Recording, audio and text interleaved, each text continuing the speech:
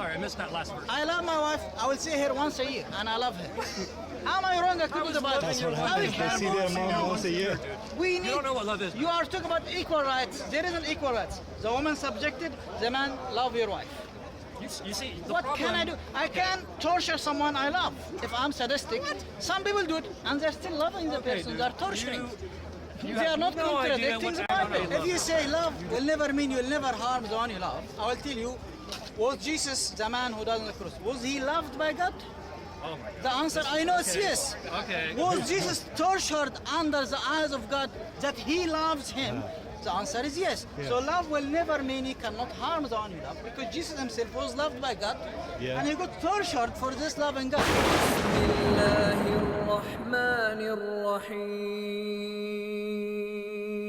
فتعالى الله الملك الحق ولا تعجل بالقرآن من قبل أن يقضى إليك وحيه وقل رب زدني علما.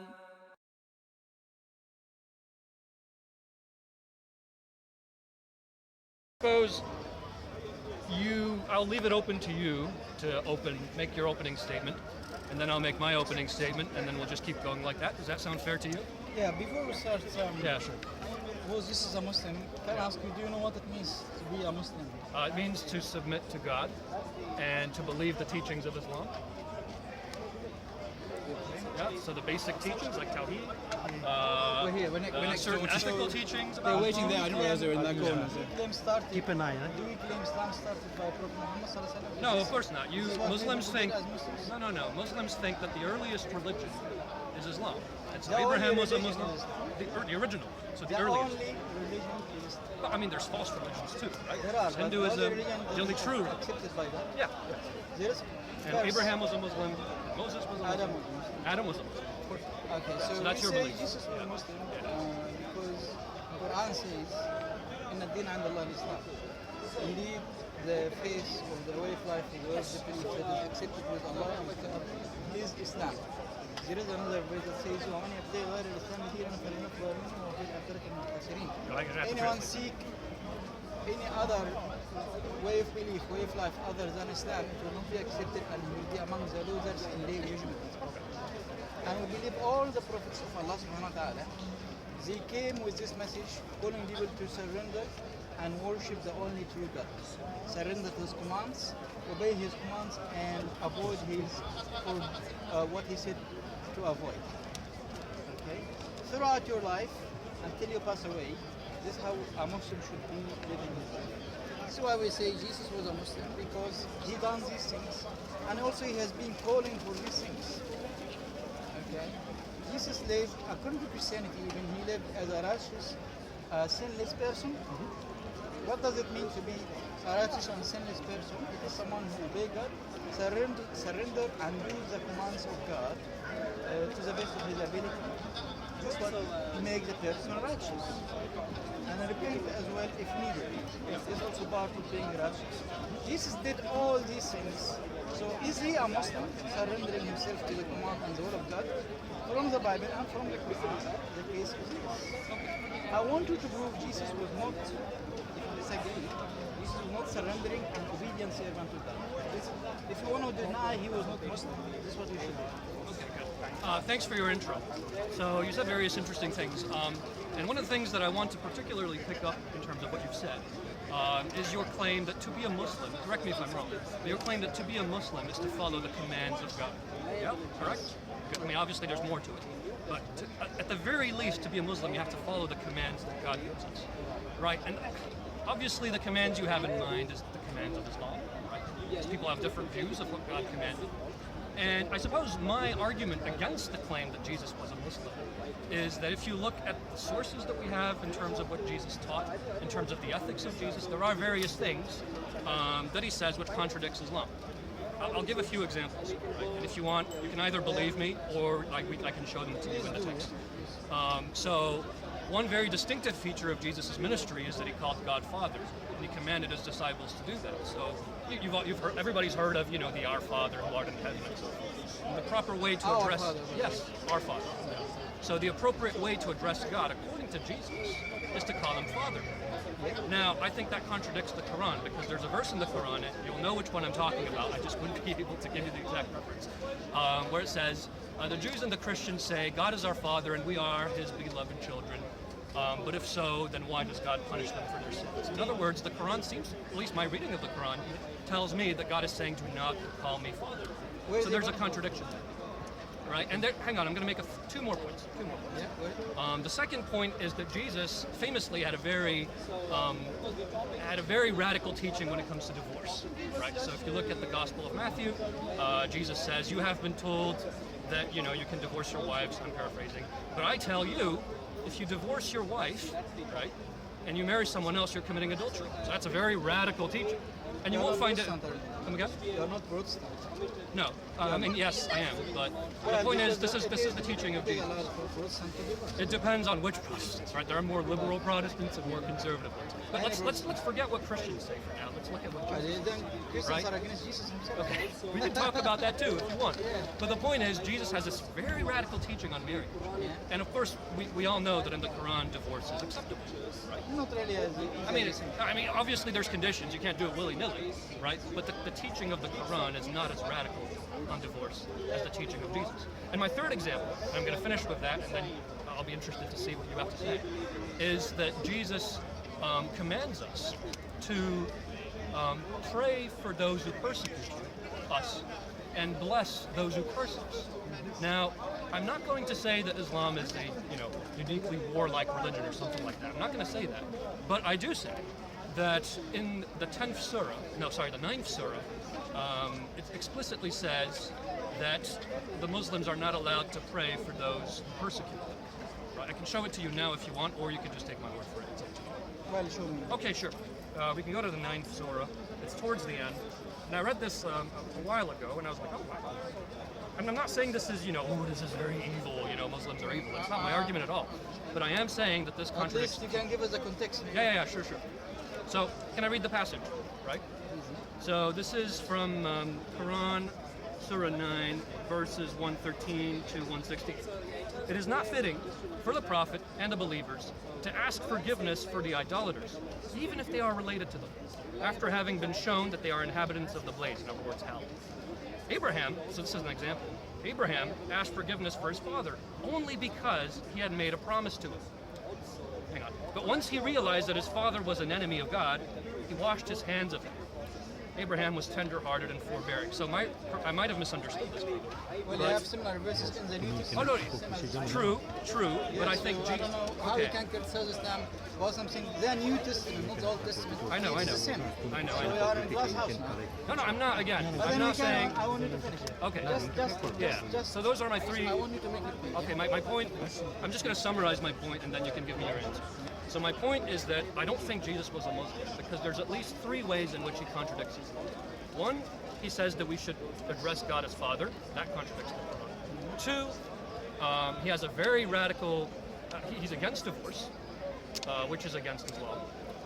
Three, what was it? Oh yeah, he commands Christians to pray for the enemies of God.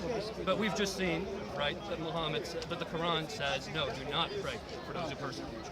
So those are three differences. And there's more, but I'm going to stick to this. I'll start with the last one. Let's start. It says, من بعد ما تبين لهم أنهم أصحاب الجحيم. Yeah. Do not do the prayer for the polytheists when it has been made clear that these people are going to go into hellfire. If someone is alive and we want to pray for them, Islam allows you to pray for them. Even if they are not Muslim, you can pray for Allah to guide them. Like I pray for you now, may Allah guide me and you. But I'm not your enemy. So no. So I am here making the prayer as long as you are alive. And as long as I'm hoping you will accept the truth, I can pray for you. But if you insisted on this and you passed away, and we know clearly that you died rejecting this faith. This is a verse saying, instructing after your death, we have no right to pray for you because the time for test for you has finished and you have made your choices. At that time, there's no point praying for you. But as long as you are alive and we think it is good and it is helpful, if we pray for you, we can pray by all means. Okay? The Quranic verse about Ibrahim alayhi salam, he made the prayer for his father. And the Quran, فَلَمَّا تَبَيَّنَ لَهُ, when it has been made clear for him. When it will be clear that this person has rejected the faith, we are calling them for. When? The only time it can be clear when the person pass away, insisting on rejecting Islam. At that time, we cannot pray for such person because his test about accepting or rejecting God has finished, and we know openly and clearly from the person that he does not want to have this faith. So, and after he died, what is the point to pray? He has done his choices and he gave his examination paper back to God. Okay, this one about the Father that Jesus said, Father is God. Okay, he said this as a Jew. Now, if we ask a Jew, what is meant by the Father, biological or spiritual? All the Jews agree it is spiritual fatherhood. Except Christianity, they have turned it into biological fatherhood. This is why Quran came to stop this kind of understanding about God producing biological children. And we are told now it has been used by the Jews, but from now on it's forbidden because of the changes that Christianity has introduced into this term. Okay? Because they have made God a biological being by him producing a biological human being. So we are told stop doing this. Now, the Jews still pray our Father, and we ask them, if we ask them, what do you mean by this? They say it's spiritual fatherhood, that God look after us like how our Father. It is not the meaning that Christianity has meant. So with Judaism, we may say this is not as rejected as the Christian version about God being Father for Jesus and so on. Okay, and even though because of the changes that humans can make because of not dealing with this idea that God is our Father, i.e. spiritually, God said, leave all the matter completely, do not use the term Father anymore, to close the door for anyone coming at any time and saying God can be biological Father. So we are told to stay away from it, and it is forbidden. Okay, but if it is in a spiritual meaning, this is not as it is in biological meaning. Okay, but because of the changing to make it biological, we are told not to use it anymore. Okay, so Jesus himself, he never preached God is biological father. Okay, if he was preaching Judaism understanding about God the Father, we may understand this way of expression. Okay, and these people, they do not do what Christians are doing. So this way we can understand it in its context. And God Almighty, we know how humanity is progressing, and in the last version of Revelation in the Quran, we were instructed by Almighty, who instructed Moses, Abraham, and all of the prophets, that now it's time to stop using this kind of terminology, and we are not to use it anymore because of the Christianity attributing biological nature for God. Okay. Okay. Would you like to speak a bit more? Should Now, I answer it? I would like to answer your question. Okay. Now, I have told you to be a Muslim, you have to surrender and obey the commands, and you live your life according to the will of God. You haven't said this has not been done by Jesus. Because if Jesus lived his life obeying God, why I cannot say he's a Muslim? Can I answer? Can you address this one? Yes, I will address it. So, in fact, I'll start with your final point because it's fresh in our minds. So, your final question is, well, how have you shown that Jesus did not surrender to God's will? Is that right? Is that what your question You are saying he was a Muslim because he lived his life as an obedient servant of God. And this is what makes him righteous. Otherwise, he does not fit to be whatever you believe in him if he wasn't a righteous person, obeying and surrendering for God. Good, okay. But I don't think it's enough to say, in order to show that Jesus is a Muslim, I don't think it's enough to argue that Jesus was obedient to God. Wasn't he obedient? I think he was. But I don't think that's enough to show that he is Muslim. What you have to show is that the ethical teaching of Jesus is the same as the ethical teaching of Islam. Now, you've answered my arguments about, or some of my arguments actually. You didn't deal with the question on divorce and marriage. Well, that's fine. You can deal it in your next statement. So just to remind our listeners, my argument was that Jesus isn't a Muslim because he taught certain things that contradicted Islam. And the three examples I gave were the teaching on divorce, in which Jesus rejects divorce, whereas Islam teaches that divorce is fine, or at least acceptable in some circumstances. The teaching on praying for those who persecute you, praying for your enemies, and the teaching on calling God Father. So my friend here, what's your name?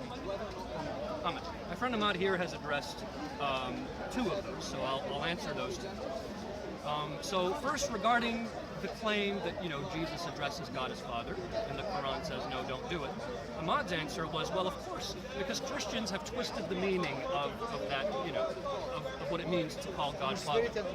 Correct. The problem of that interpretation, Ahmad, is that if you look at the Quranic text that forbids us from calling God Father, it doesn't just say the Christians. It also mentions Jews. It says the Jews and the Christians say God is our Father and we are His beloved children, right? But how the verse?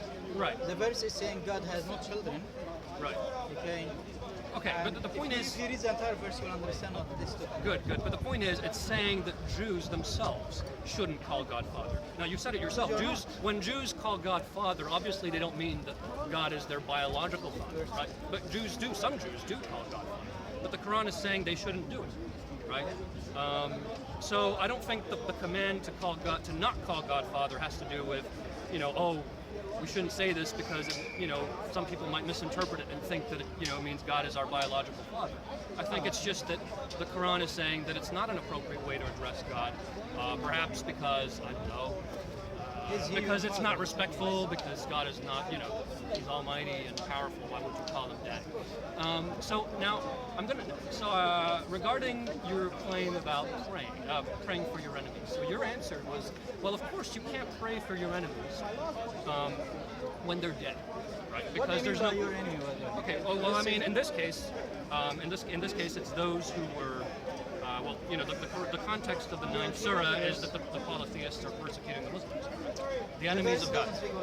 The enemies of God. Okay. God has purchased. Let's read it again. Read it again. God has no, wrong one.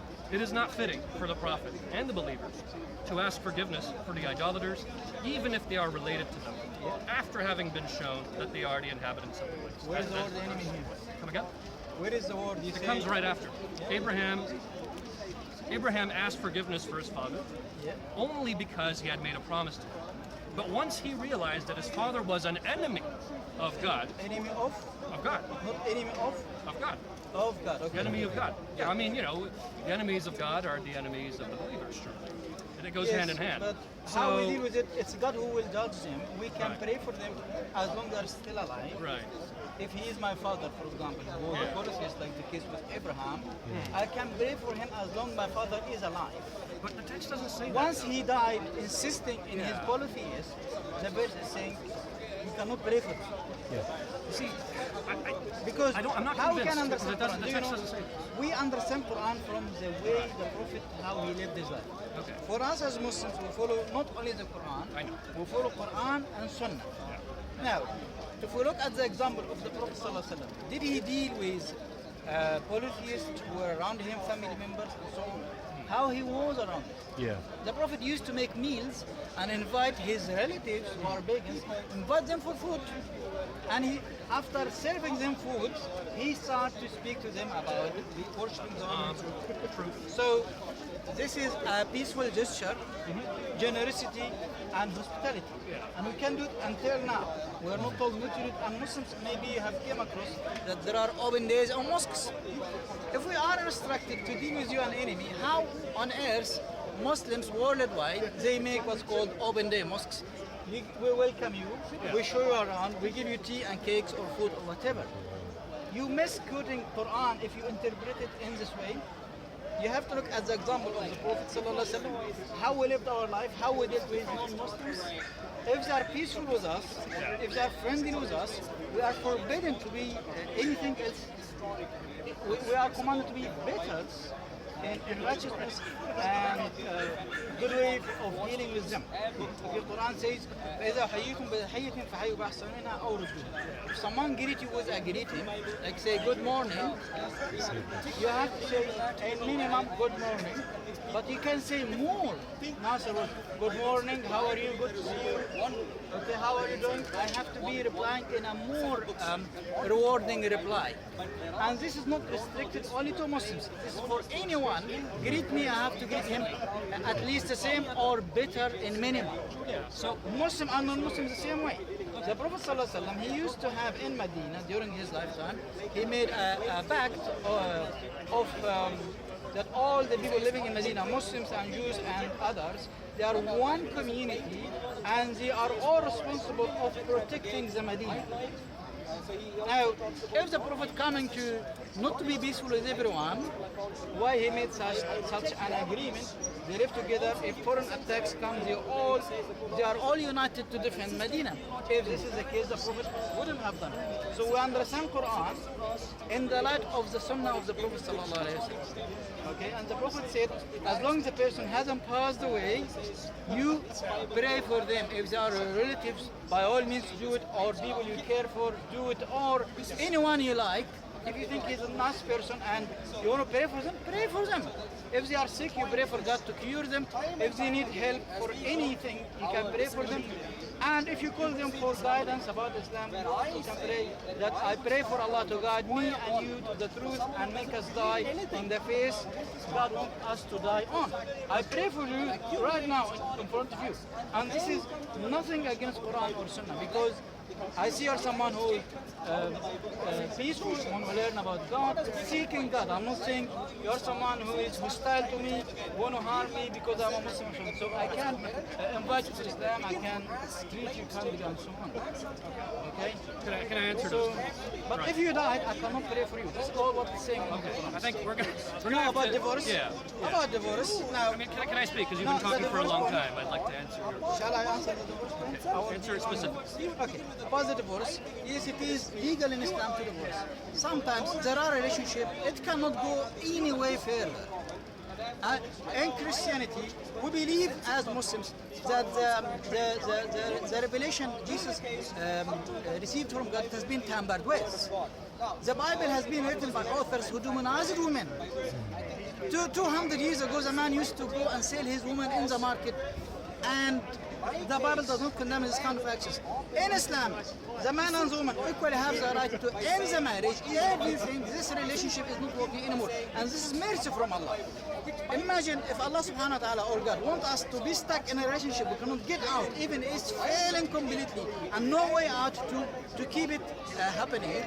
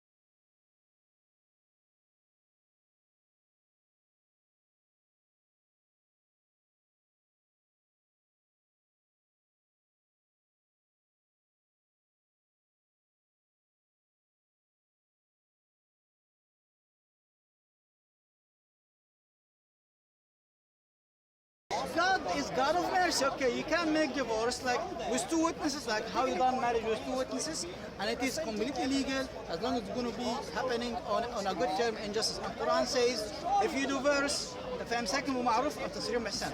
If you want to keep your wife, keep her in a good way, or let her go in a good way as well. And also the woman, she can make divorce case and get it by herself if the husband does not want to divorce. We are all equal. You are not going to be stuck in a relationship in the name of God, which you cannot bear anymore. This is injustice in the name of God on a man or a woman in such a case. Okay, so we believe this has been tampered with. Jesus, we reject this one because Quran is criterion over the Bible. If there is something in the Bible contradicts the Quran, Quran says divorce, the Bible says no divorce, we go with the Quran. Because this is the criteria for us dealing with what is attributed to Moses, Jesus, or whoever in the Bible. If it goes against the Quran, then we have to know the Quran is the criterion and we follow the Quran, and we assume this has been changed by those who demonized women, made her like a property of the man in the name of God Almighty. Would you agree with me? No. That women has been dealt with as a property under the marriage historically throughout Christianity. Well, I think that's a little bit one-sided. I think if you look at the historical record, yes, certainly Christians have been very, historically Christians have been unfair to women, but I mean, I don't think that's unique to You know what the Bible says about Christianity. women? I don't think it's unique to Christianity. No, hang on. I think that if you look at the teaching on marriage and women throughout the New Testament, actually even the Old in some cases, I think in many ways it was better than the other things that were available in the ancient world. Come again? Is it better than Islam? Well, for example, there's no teaching about striking your wife. There's no teaching in the Bible. No, in the New Testament, certainly not, and I can't think of one in the Old either.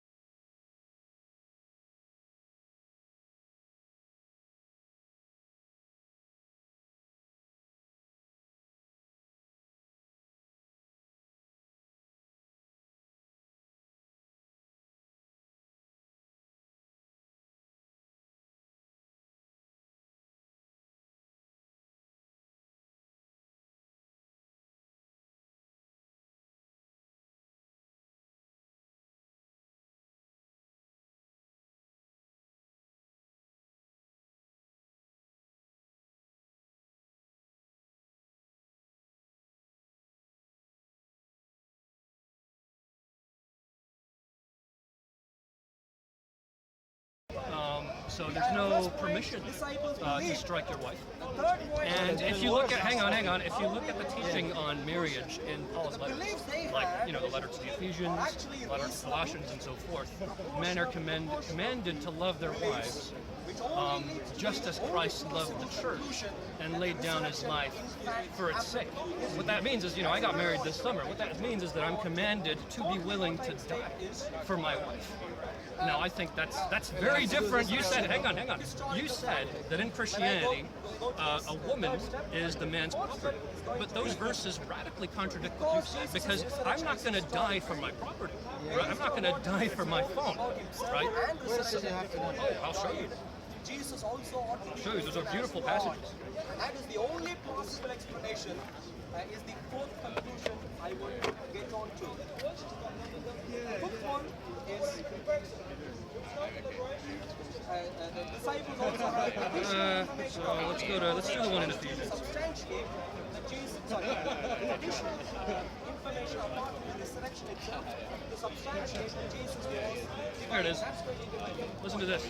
Husbands, love your wives, just as Christ loved the church and gave himself up for her, in order to make her holy by cleansing her with the washing of water by the word, so as to present the church to himself in splendor, without a spot, or wrinkle, or anything of the kind. Yes, so that she may be holy and without leaven. Every man has to die for his wife. No. The Jesus point, the died for claim, the church. right? But the claim is that you have to love your wife with the same You are sacrificial. using the example of Jesus. Right? Yeah, hang on. What Jesus have done for the church. Yes. He died for the church. According to this, So, hang on. if your Can you? understanding is correct, Yeah. every man has to die for his wife. By the way, Can I deal with I'm not some- saying it's totally bad one. No. What I'm saying is, you said that in Christianity, But if you the compare- woman is the property of the man. But do you agree that that's wrong?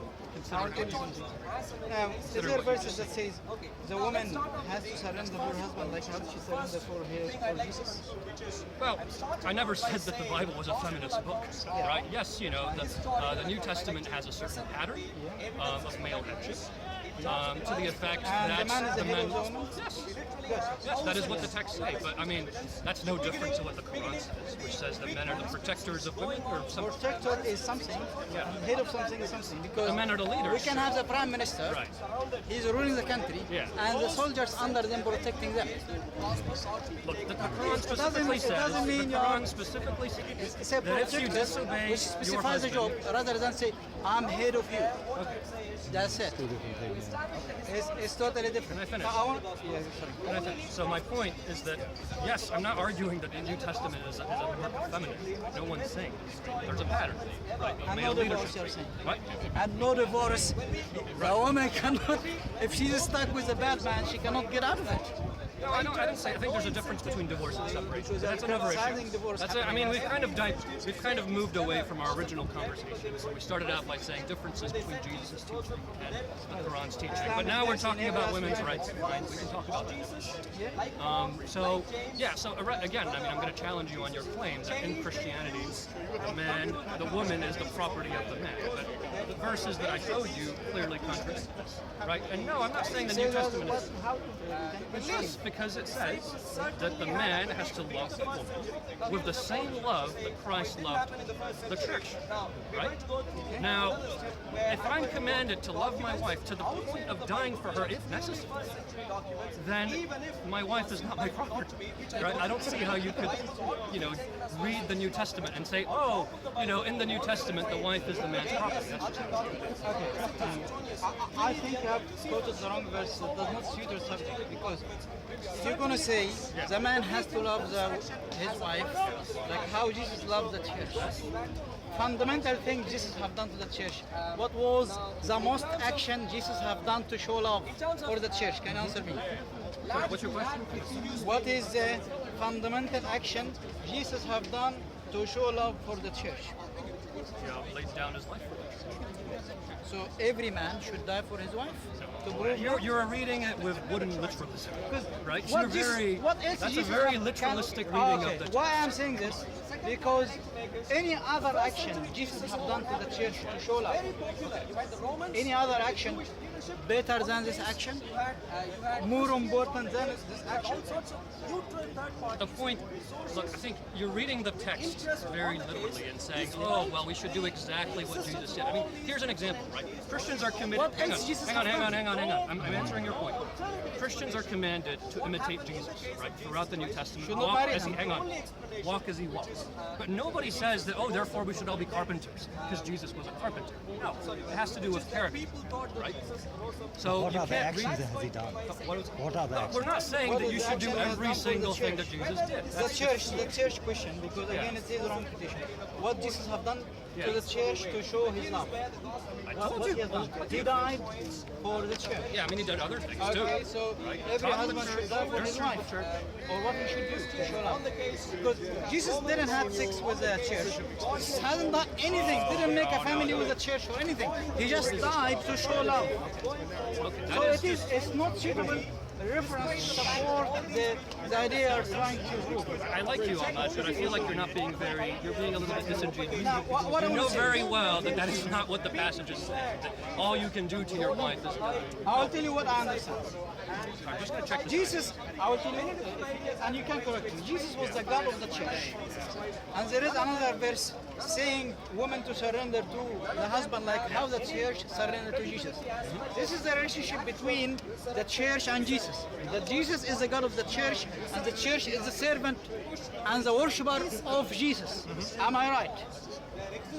This is what I can understand, that the Bible wants a woman to take her husband as a God above her. Because this is the relationship between Jesus and the church. Again, you're reading too much into the text. Explain You're it. reading too much into the text. I So wanna the say text something. says, let's read it together. I'm just going to go back to it. Where is it? Proportional and reasonable. Well, Alex, just get one quick question. Yeah, sure. How- While I look for the text. How would you do a justice if someone is in an oppressed marriage? How would I you deal with would, it? What is the mercy into that if someone is in an oppressed marriage Right. between a husband and a wife? Good. I mean, when I say that divorce can't happen, right? There's a difference between divorce and separation. So being physically separate from Cannot your marry wife. again. Well, Can she marry again after leaving him? I would argue that if you follow the teaching, without any husband. and This is a punishment. This is a punishment. If the lady is telling young me in that you age, can't flourish without being married. That's silly. Come on. wow. I wasn't Go married for forth. 24 years. You know. Go I forth didn't- and I what? wasn't God miserable. said to the man and woman, go forth and multiply. This is why God decided marriage and decreed marriage, that He wants us to go forth and multiply. This is the idea behind marriage. Okay, that was your question. Can we go back to Ephesians? Hang on. Right. There we go. So, let's read the bit about wives. So wives, I'm not, you see, I'm not afraid of the text, right? So I'm gonna read The it. Bible is horrible Be about husband and subject, wife. what? Bible It is is horrible. horrible, yes. There are horrible So it's horrible references. to love your wife sacrificially. Read these verses. Remarried. Be subject to one another out of reverence for Christ. So notice what it says here. This first verse, 21. Be subject to one another. You know what be subject means? It means to serve, right? So we should all serve one another. I serve my wife. She serves me. This is what it says. And then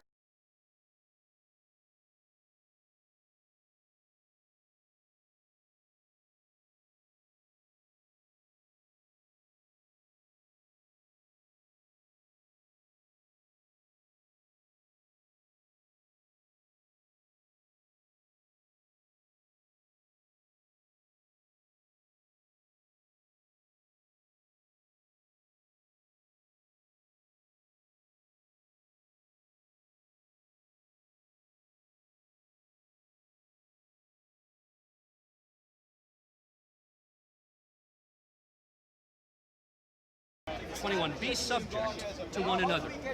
You know what be subject means? It means to serve, right? So we should all serve one another. I serve my wife. She serves me. This is what it says.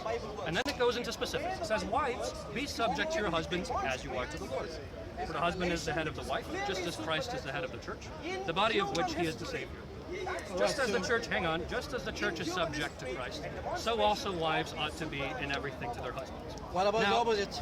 Yeah, the opposite is Yeah. husbands love your wives just Love. as Christ. Yeah. But be subject to her like how she is subject to you. Notice, Quran says, okay. when you Notice, finish, I'll give you Quranic verses about the same topic. okay, but first I'd like to finish about this. Right? Notice the verse, the word that's being used. It's be subject, right? It's only for the hang on, women. hang on. No, it's not only for the women because verse 21 says, be subject to one another And out the of next- reverence for Christ. Okay. Right? And the next If you verse. love your wife, you will serve your wife. Good. Right? Hang on. One more thing. Notice that Paul in this passage is not using the word obey. in the passage where he talks about children and parents, he says this, which is right after, by the way. Children, obey your parents in the Lord, for this is right. So the word he uses for the relationship between children and parents, I'm saying for sorry, I misheard what you said. The church, the example used is a relationship between Look. Jesus and the church. When we're saying Does that the there's- church have a choice not to obey Jesus? My friend, when the Bible draws a parallel between Jesus and the church on one hand and a man and a woman on the other, that doesn't mean that the relationship is going to be exactly the same. It's called an analogy. Analogies are never perfect, right? Good. So what is it's just like earlier when you were saying, oh, we should love our wives just like Christ loves the church. Therefore, every husband should die for their wife. I mean, So Jesus have done with the church? you're just being literalistic What with should the I text. understand? Can you give me any You're being other very way? literalistic. What? Okay, I wanted to explain. Was it marriage, human marriage relationship between Jesus and the church, or what is it?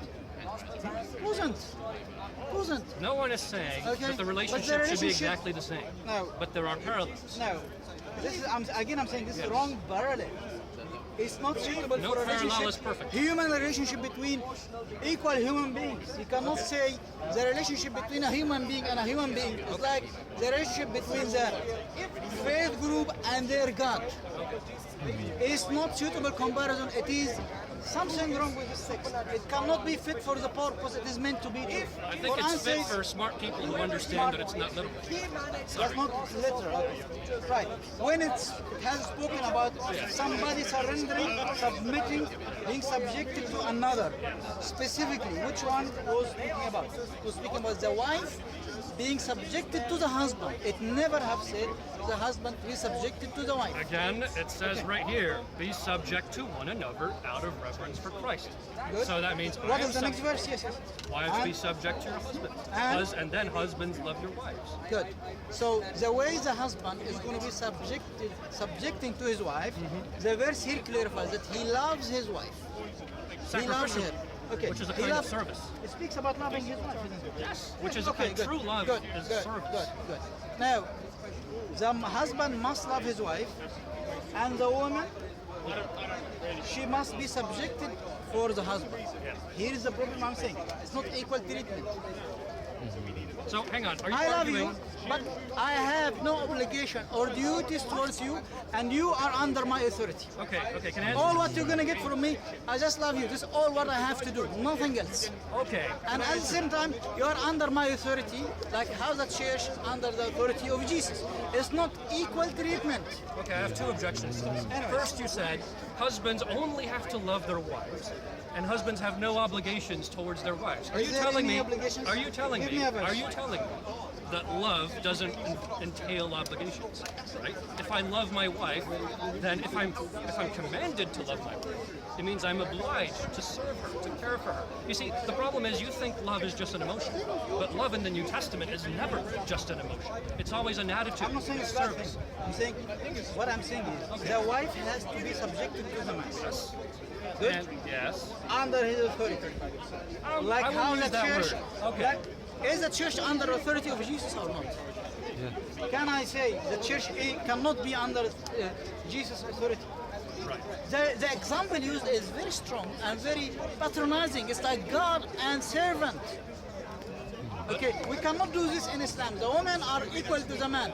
Quran says, "Hunna Let's talk libasun about the lakum." Quran then, because Okay, I feel like we're the going in verse- circles with The this. verse is saying about the relationship Should we read between it? husband and wife. Can we read it? ومن آياته أن خلق لكم من أنفسكم أزواجا لتسكنوا إليها. Okay. And among his sons that has created from yourself pairs or partners or husband and wife that you What's the reference? Sorry.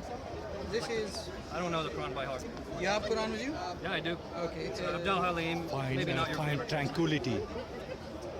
but it's one of the more recent ones. Is it in the surah called Women?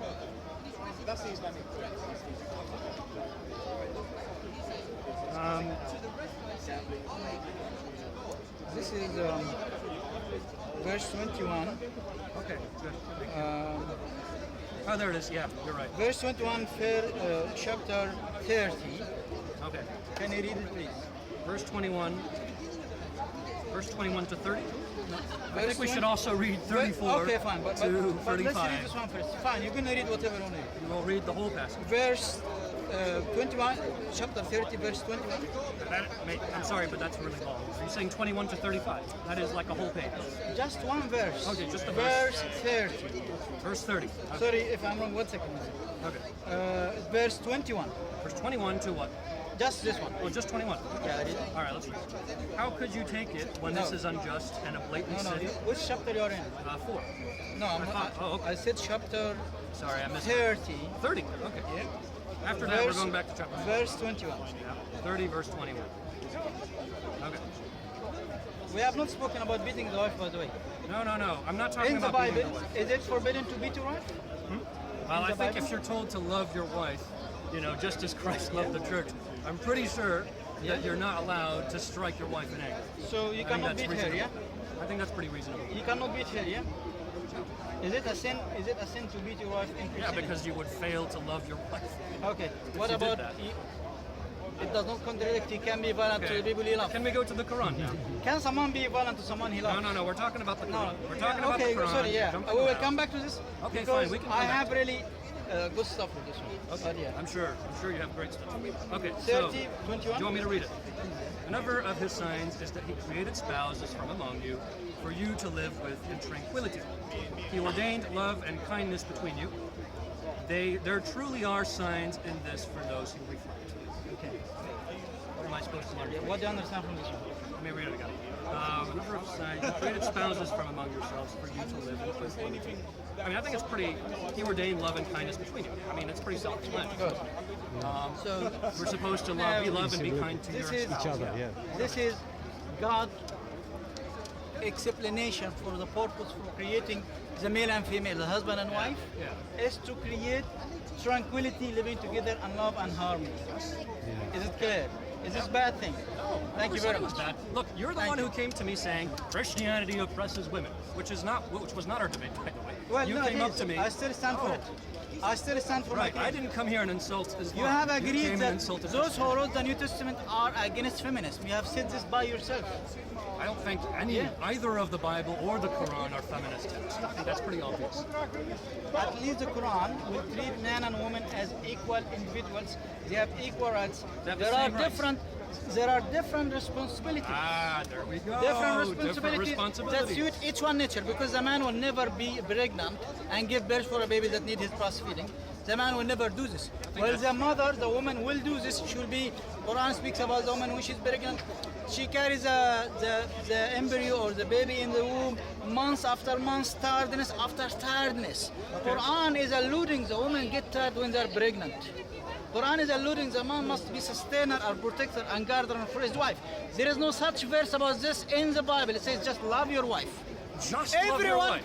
As Where it if love says was spend nothing. on you, everyone can interpret love in any way he wants. Yeah, true. No. It depends. Where it says you must spend and sustain on your woman, and if you don't do this, you will be charged in the eyes of God. Where it says so. Sorry, I missed that last verse. I love my wife. I will see her once a year, and I love her. Am I wrong according to the Bible? That's what How happens. you They can- see their mom once a year. We You need. don't know what love is. You are talking about equal rights. There isn't equal rights. The woman subjected. The man love your wife. You see, the What problem, can I do? I can torture someone I love if I'm sadistic. Some people do it, and they're still loving the person. dude, They're torturing. You They have are not no idea contradicting what the agape Bible. love is, man. You do not know. I mean, I'm sorry for raising my voice, but this is ridiculous. What is the way Let's of go love? to the Quran. You are talking about love between go. man and woman. Right. Love is patient. Love is kind. Love does not boast. If you're cruel to a child, that child will love you. Okay, but you wouldn't love your She will child love you if you so were much cruel. because she wants that love back. Okay, if I'm cruel to my child, I do not love my child. I take that as obvious. I No, need but the child the will husband. Sorry, we're having a debate. I need to know what the husband must do to his wives. As a man responsible about her well-being, Yeah. what is the Bible is instructing? Any specific verses about this? Oh, you want specific verses? Is that what it is? If God is going to say, you're going to marry this woman, she is under your authority. What should I do? Any instructions? Well, I think love your wife Just is love pretty your- good. Just love. You see, If I love her, I never spend one day a year with her. Am I wrong? Okay, And this is what you annoys ask me. me, do you love your wife? I'll tell you, yes, I love her. so You much. need to stop But- saying just love, because when you say just love, it What sounds does it like say? love is not a big deal. It's a massive deal. Massive deal. Good. It's everything. It's giving your life. It's serving your wife. Good. right? And you see, okay, now can we talk about the Quran? Because you said you wanted to talk about the Quran, and now you're going back to the Bible. My question was, No, if I let's beat talk my about wife the in the Bible, am I wrong? Well, it contradicts the loving your wife. So yes. Okay. Can we talk about the Quran? Jesus was loved by God or not? Okay, no. Now Jesus- you're just moving No, away wait a from the minute, Quran. wait a minute, No, wait a no, minute. that's It's a not fair. legitimate That is not question. fair. Was Jesus This is not loved by fair. God Mate, or this not? is not fair. No, it You're is asking very questions. fair I actually, asked- because No. if you say love will never mean you'll never harm the one you love, I will tell you, was Jesus the man who died on the cross? Was he loved by God? Oh my God. The answer I know is Okay. yes. Okay. Was Jesus tortured under the eyes of God that he loves him? The answer is yes. So love will never mean he cannot harm the one you love, because Jesus himself was loved by God and he got tortured for this loving God. The relationship between How you gonna God explain- and Jesus is not necessarily an exact. Not love? Hang on. Obviously, God's position is very different to your position, right? So when we're commanded to love our wives, obviously there's going to be differences in terms of how God loves us, because God is in a very different position. But again, you're moving away back to the Bible. I'm talking about You love said and you the wanted to Bible. talk about the Quran, and then you go back to the Bible. It seems No, like no. it seems like you only want me I to was look not done at those before we verses. go to Quran. No, seriously. No. I was not finished. You're being very unfair. But you can go to You're Quran being by very- all means. You're being I extremely will give you a unfair. fair chance. You interrupt me, I right? have not finished. You That's go why around. I was speaking. Now, you want to speak about the Quran, please go ahead. I want to I read. want to be fair with you. Okay, good. I have one Shall we? question. Yep. Keep it after, my brother, because the gentleman want to speak and want to give him his time. Fair, Yeah, enough. yeah. Fair enough. Okay, I appreciate that. Now, so earlier you said that men and women have equal rights in the Quran. And earlier I said that in the Bible there's this idea of male headship. And you took offense to that. You said that's not fair. So I said male headship. Male Man is the headship. head of the woman. I think Yes, that's in I'll the New go to more Testament. verses, brother. And you were upset about that. You said that's not fair. You said it's not in the Quran. Shall we read the Quran? Okay. Husbands should take good care of their wives, with the bounties God has given to some more than others, and with what they spend out of their own money. Righteous wives are devout and guard what God would have them guard in their husband's absence. If you fear high-handedness from your wives, remind them of the teachings of God. Then ignore them when you go to bed, then hit them. If they obey you, you have no right to act against them. God is most high and great. So, notice what the text is saying here. If they obey you, it's conditional. You have no right to act against them. Now, if that's not male headship, I don't know what it is. Notice, ladies and gentlemen, I did not come up to this man saying, the Quran is sexist, the Quran is evil against women. He came up to me saying, Christianity is sexist, Christianity is evil against women. Right? I told him there's male headship in the New Testament. He said, that's wrong, that is not fair. I just showed him a passage in which there clearly is male headship. Can you read again? Right? Sure. Husbands should take good care of their wives. Again, you said the New Testament was patronizing. This sounds pretty patronizing. How does it work? To take care of your Husbands wife. should take good care of their wives. You accused Good care- taking I'm not good saying care this of is your bad. wife. I'm not saying this verse right here is bad. But But this you is said the it was meaning you're looking patronizing. for to love. I have been asking, what is love specifically? It's okay. just love.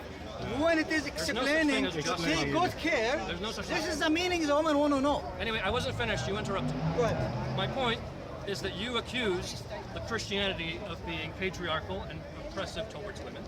I gave you the example. I said, well, the New Just use Testament. the Hang on. example of Jesus. Excuse me. I said in the New Testament you have male headship. You said that's not fair. I quoted the Quran, which clearly dictates male headship. Okay. Now it's up Where to is you to the answer. headship? It Where is says the if headship? they obey you, Okay. you have no right to act against them. They need to obey you. Obey, obedience. Good. That's headship. Good. Very good. You are not a The feminist, verse- my friend. Don't Are pretend you to be. done? I will let you finish. Can I ask one important question? One Hang on, second. we're having a The discussion. verse is saying, starting with the man, what he should do towards his wife, and in return, now I do my bit. In return, the wife has to do her bit. Okay? But her bit is obedience, though, right? We will come to this. Now, it has started with what the man must do to his wife. Now, if we have a normal, good, loving wife, and the husband is looking after her, do we expect any trouble to happen in the relationship, or it will be going perfectly? It will be going perfectly. The husband is looking after her, and she is cooperating and obeying him in what he says to her to do as a man looking after her. Now, he's saying, but if she does not obey you, do 1, 2, 3. Now, we are talking about a man doing his part, and the woman is not doing his part. In Islam, if she want to stay in this marriage without doing her part, the husband, we spoke about divorce earlier, he's doing his part and she's not being obedient. Does Quran tell him divorce her, which he disliked earlier? Quran doesn't say to him divorce her. Quran say فَعِظُوهُنْ, preach him with nice way of preaching first. This is step number 1. You speak with her nicely, you're doing your part, and she's not doing her part, then preach to her, speak to her. Secondly, if she doesn't hear to this preaching, do not have bad relationship with her. The woman does not want to end the relationship, and at the same time, she want to stay married without doing her husband duties, whatever is the case. She want to stay married, but she does not want to do her part in the family. So Quran says, preach to her. Secondly, abandon her in bed. Do not make a relationship with her in bed. Thirdly, you can use an example of symbolic force. And I have said in the beginning of the talk with my friend here that we understand Quran how? We understand Quran all the time in the light of the Sunnah, the example of the Prophet sallallahu alaihi wasallam. The Prophet said, if you're going to do this, and it was necessity for any culture or whatever, with like the siwak, the toothbrush. Okay, to show to her that you are rejecting her behavior. If you're going to be violent, if you're going to cause damage or swelling or injuries, automatically you lose. This woman can end this marriage immediately, and she can sue you and take any compensation she can obtain through courts. Because again, the way we interpret and understand Quran is in the light of the Sunnah of the Prophet sallallahu alaihi wasallam. There's an explanation. Have Symbolic. the Prophet sallallahu alaihi wasallam, the question and the ball is in your court. Have Prophet Muhammad sallallahu alaihi wasallam explain for us how we can beat our wives or not. Do you know or you do not know? So your question is, does the Sunnah explain to us how it's okay to beat your wife? Or in what way is it okay to beat your wife? Did he explain or not? I think, well, from the verse you mentioned, then yes. But that's irrelevant to my point. Good. So if Completely anyone, irrelevant. actually this is even better. Because someone is going to say, beat your wife, I'm going to do whatever I want. Here is the importance of Sunnah. We're going to say, no, stop. The Prophet has specified how we can understand this verse, that it will not cause injuries or swelling or harm. Okay. And if you do this, the woman can sue in the court, seek compensation or whatever. And we're talking about a husband who has done his part. A husband who has been good and doing all his duties. Quran instructed him to preach, to abandon in the bed. After all this, if the woman is not willing to obey and yet she wants to stay with him in marriage, Quran never said to him, divorce her. You hate divorce, but now you're not respecting this. Because in the relationship, when dispute happened, Quran didn't say divorce them. Quran said try to reconcile it. There are other verses that you should finish, know 'cause about. you've been talking This for is a my while. conclusion. Yeah. When conflict happens between husband and wife, and the couple cannot reconcile together, and things are deteriorating, Quran does not say divorce. Quran says bring one judge from the woman's side, one judge from the man's side. These two represent each side, and they discuss trying to reconcile the matter. These two are not anymore good with each other. We try to get outer hell, and if the outer hell cannot reconcile the matter, then Quran says, then if everyone around them try to help them and it's not working anymore. Here, the purpose and the meaning of divorce. If someone abused the right of divorcing by divorcing his wife immediately or without following this Quran teaching, this one is not following the Quran. The Quran is making the divorce as the very last option after passing all this. And here it makes sense because the relationship is not working any further. So Allah subhanahu wa ta'ala said, "Let everyone go in his way and Allah will provide for each side." Okay, well, Can I ask? I'd like to say no, I'd like to speak now. Can I ask to everyone to come? That's it. You can. I'm done, I think. Okay, I think I'd like to say three things, really. The first thing is that I'm a little bit disappointed because I have no... First of all, our conversation was supposed to be about whether Jesus is a Muslim. Somehow it became about the treatment of women. It happens, okay, but the point is, here's the thing. I am not the kind of person who goes up to Muslims and says, your religion is patriarchal and evil and violent against women. I do not do that, okay? I do not do that, right? I know that some Christians do it, but I don't. You are forcing me to talk about this. On the Quran or not? The thing is, Excuse me, okay, now you talked for like 5 minutes and now you're interrupting have you been me. trying to prove this on the Quran? No. Excuse me. The reason why I raised that verse wasn't to prove that Islam is evil, right? It was to prove that you were wrong. It was wrong. See, you're just doing ad hominem. Well, the reason is that that male headship in the New Testament is unacceptable. You said it was unfair for men to be the leaders. I quoted you a passage where it's clear that men are the leaders, right? Because women owe obedience to their husbands. What is the leader? The word leader is Obedience. It says obey. obedience. Obey. Okay. If I obey you, you are my leader. Yeah, logic. Okay. The second thing, so yeah, that's the only reason I brought up that passage. Wasn't to be, a hate preacher. The second thing is, I'm sorry, my friend, but I think you've made a claim which is just plain. You said Muhammad taught us, or taught his followers, not to leave markings when they're beat, not to leave bruises. Is that right? Not to leave signs when they beat their wives. It's a symbolic gesture for the husband after doing the previous steps that he abandoned her in bed. Right. If a man angry with his wife, does not speak to her, he does not stop having a relationship with her in bed to show her that he is upset. Okay, so and he directly attack her. This man is not following the Quran. Right. He cannot say this man is following the Quran. He can't. I think there's a hadith that contradicts what you're saying. I'll read it right now. It's Sahih al-Bukhari 5825. I'll read it to you. Narrated, you can look it up if you want. Narrated at Krima. Rifa divorced his wife, whereupon Abdur Rahman married her.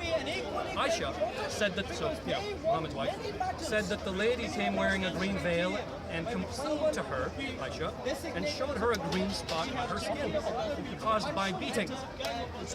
This is Sahih al-Bukhari 5825. I'll read it again.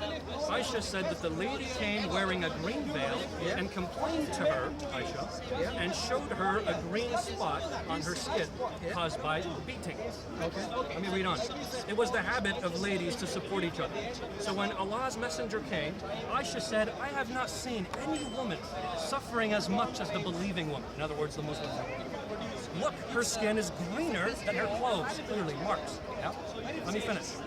When Abdur Rahman heard that his wife had gone to the Prophet, he came with his 2 sons from another wife. She said, by Allah, I have done no wrong to him, but he is impotent and is as useless to me as this, holding and showing the fringe of her garment.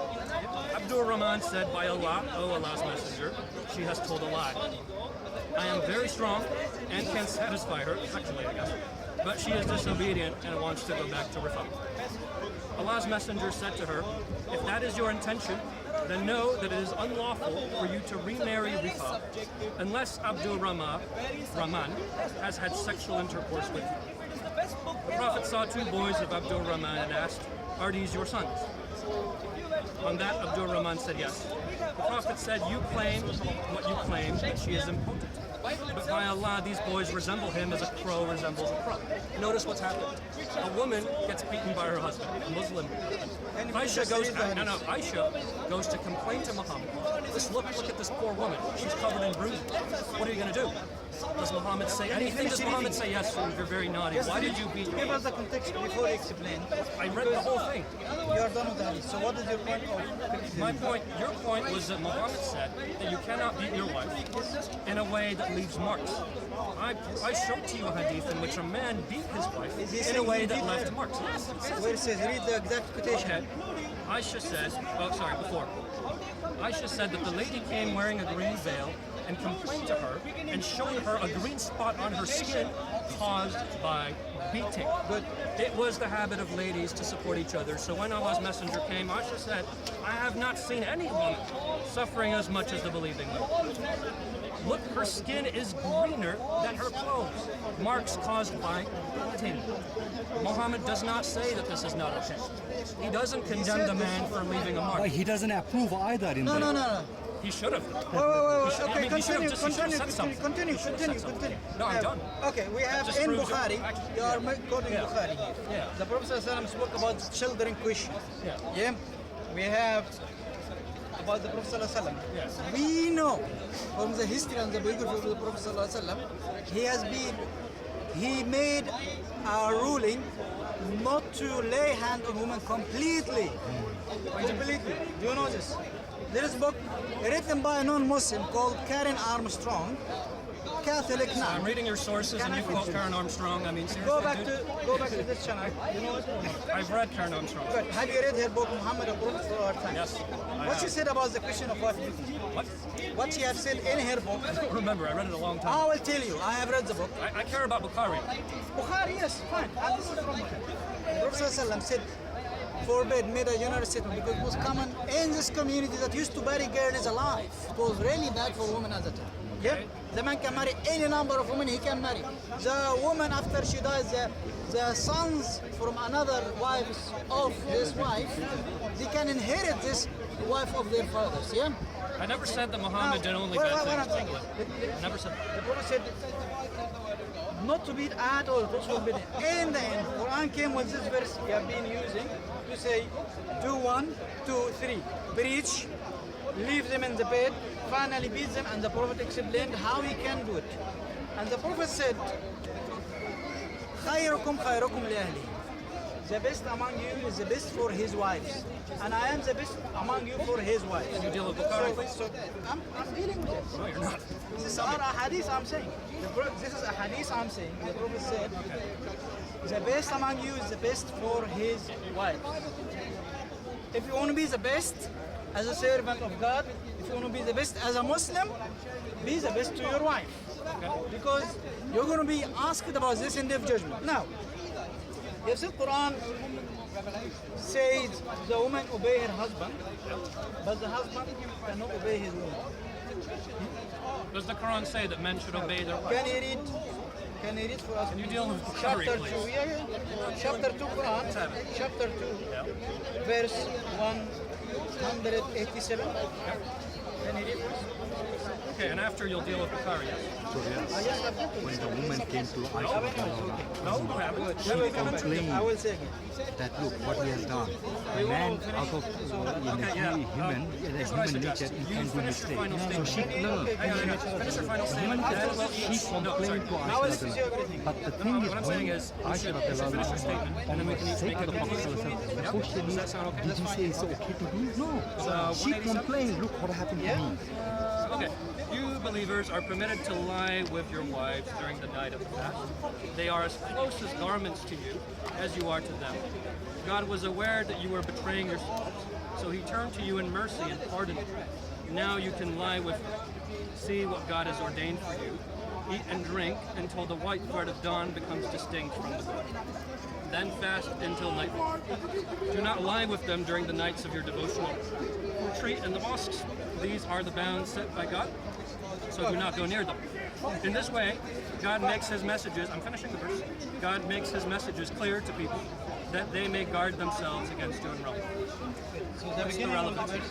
Yeah. You believers are permitted to lie with your wives, in other words, have sex with them, during the night of the fast. Yeah. They are as close as garments to you as you are to them. Thank you. What do you understand?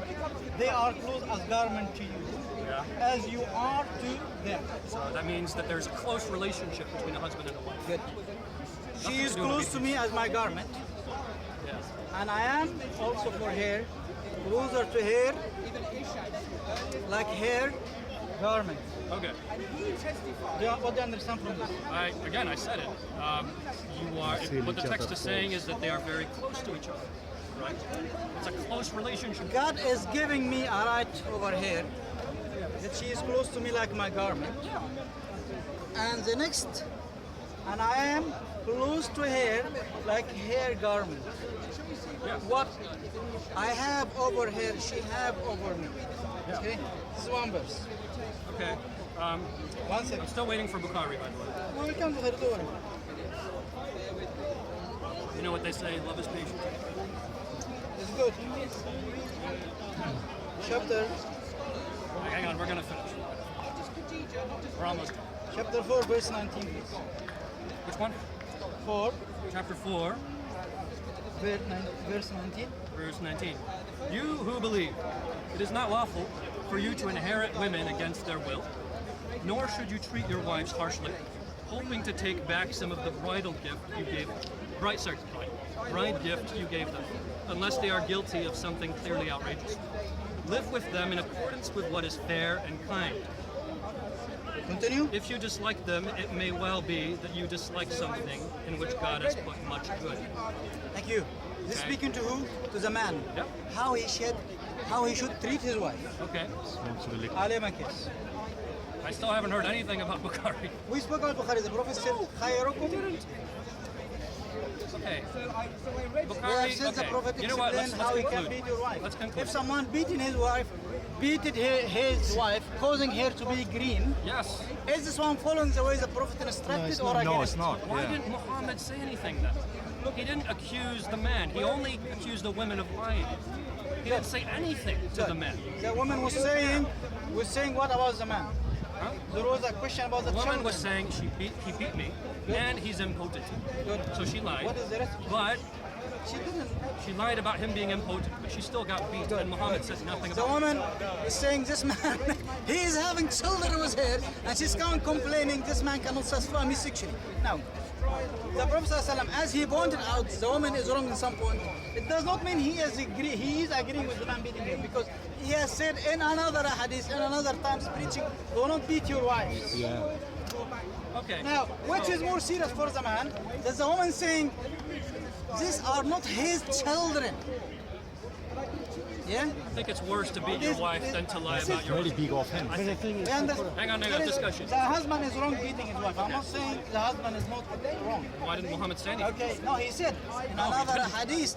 Yeah, we have, never we land have far, far also away. got- allowed to beat them and admonish them and separate Yeah, them. but anyway, Let me conclude, because I feel like we're going around. conclusion is the Quran